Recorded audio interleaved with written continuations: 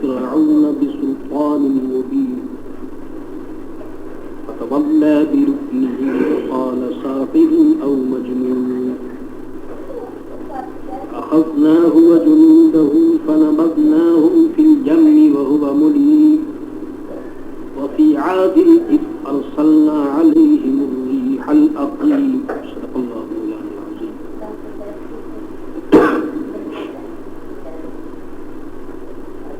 تفسیر قرآن سن کر آپ اندازہ کر رہے ہوں گے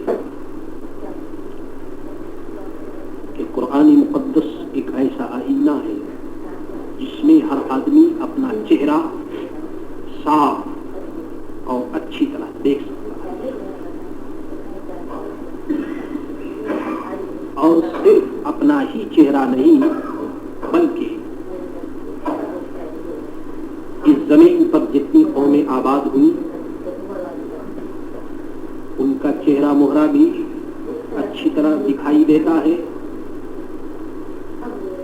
اور ان قوموں نے کیا کام کیے، ان کی اچھائیاں برائیاں نہایت وضاحت کے ساتھ قرآن مقدس کے آئینے میں ہمارے سامنے آ جاتی ہے۔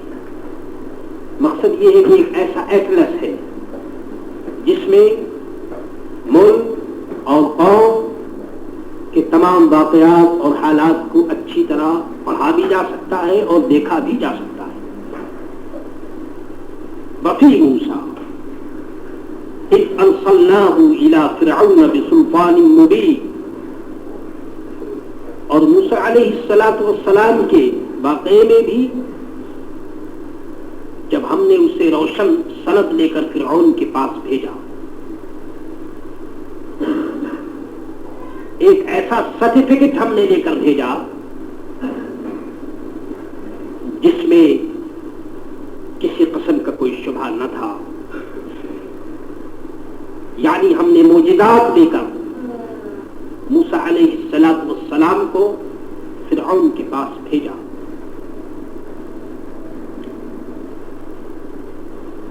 فتولی برکنہ، تو پھر کیا ہوا، تو اپنے لشکر سمیت پھر گیا،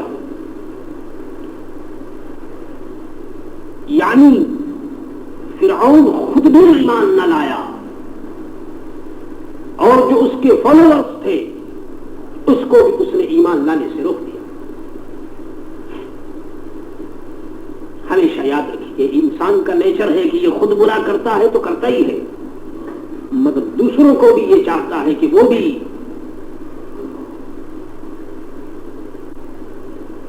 غار میں گرے اور وہ بھی جہنم کا مستحق بن جائے۔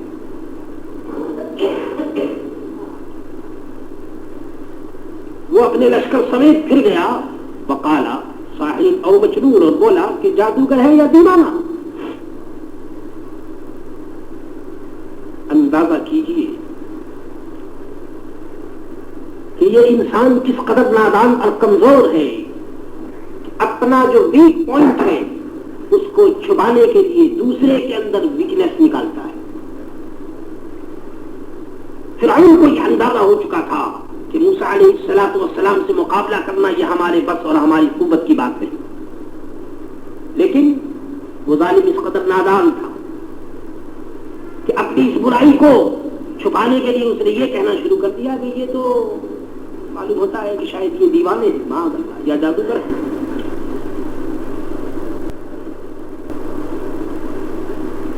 کیونکہ اگر ان کے اندر عقل ہوتی تو یہ میرے جیسے اتنے بڑے بادشاہ کے مقابلے میں یہ نہ آتے۔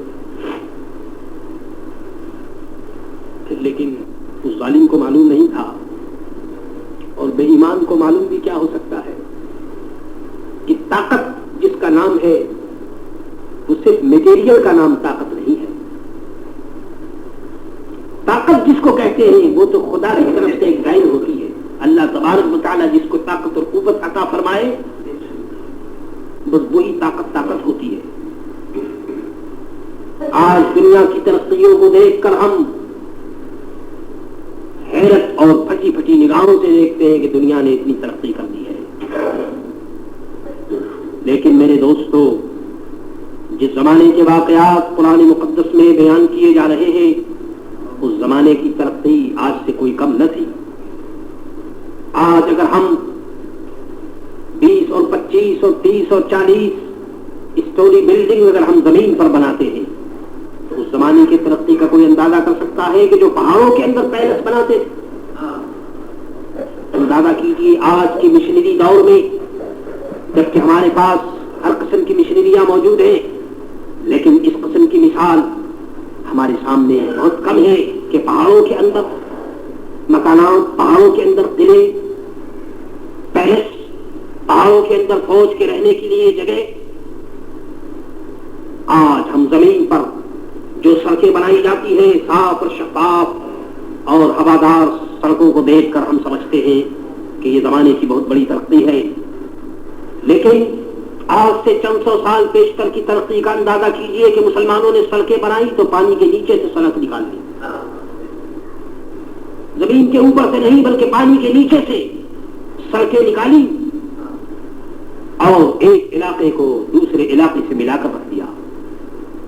یہ سب کچھ مسلمانوں کی ترقی اور مسلمانوں کی ایمانی قوت کا ایک اندازہ ہمیں آج سے چند سو سال کرنے کو ملتا ہے. تو یہ فرعون کا زمانہ وہ تو بڑا ہی ترقی یافتہ زمانہ تھا، لیکن یاد رکھیے کہ اللہ کے بندوں کے پاس میٹیریل نہ ہو لیکن روحانی طاقت تو ہوتی ہے، اللہ کی دین ہوتی ہے. اس لیے اس نے ایسی باتیں کی فَأَخَذْنَاهُ وَجُنُودَهُ فَنَبَذْنَاهُمْ فِي الْيَمِّ، تو ہم نے اسے اور اس کے لشکر کو پکڑ کر کے دریا میں ڈال دیا. فِي الْيَمِّ وَهُوَ مُلِيمٌ.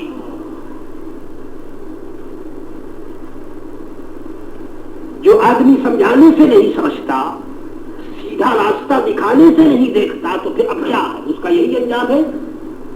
فَأَخَذْنَاهُ وَجُنُودَهُ، ہم نے اس کو بھی پکڑا، اس کے لشکر کو بھی پکڑا. فَنَبَذْنَاهُمْ، اور ہم نے پھینک دیا فِي الْيَمِّ، دریا میں. وہ ملیم، وہ ملامت کر رہا تھا.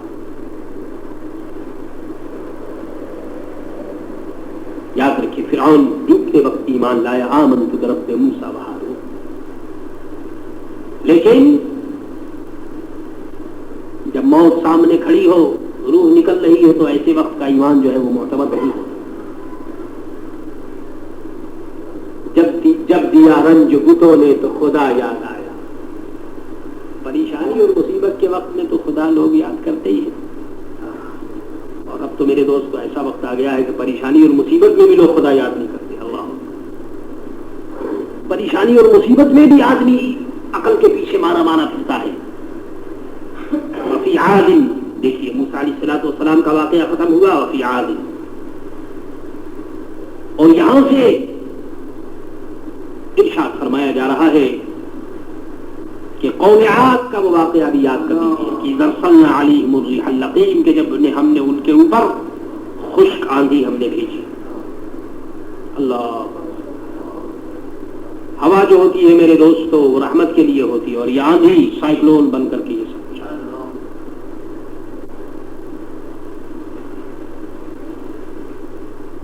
پھر کیا ہوا؟ ما تذر من شیء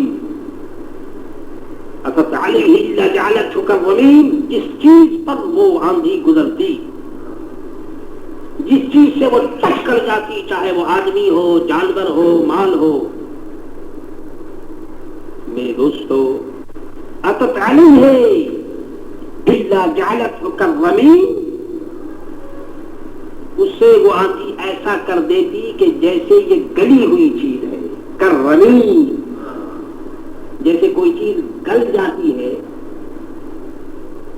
یہ گویا حضرت صالح علیہ السلام کی قوم بڑی مضبوط سرکش تھی. اس لیے یہ ہوا بھی ایسی آئی کہ انہوں نے ان کو ٹچ کیا اور ان کی ہڈیاں جو باقی رہی تو وہ بھی اس طرح سے باقی رہی کہ جیسے کہ ان کو کسی نے گلا کر کے اور پھر دیا.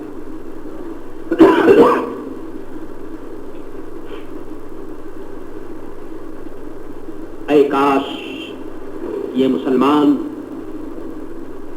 گلی ہوئی ہڈیوں کا تصور اپنے اپنے ذہن میں لاتا اور قبرستان کی حاضری میں یہ خیال کرتا کہ قبور کے نیچے اور قبور کے اندر کیسے کیسے جوان، کیسے کیسے ماں کے لال، کیسے کیسے بہادر جو زمین پر سینہ تان کر چلتے تھے آج قبروں میں لیٹے ہوئے ہیں اور ان کی ہڈیاں کر رمیم جعلت ہو کر رمیم. وفی ثمود اذ قیل لهم تمتعوا حتی حین. اب قوم ثمود کا واقعہ بھی آ گیا. فرمایا کہ جب ان سے فرمایا گیا تمتعوا حتی حین، ایک ٹائم ہے تمہارے لیے، لمیٹڈ ٹائم، تم اس وقت تک مزے کر لو، تمتعوا جو چاہو کرو.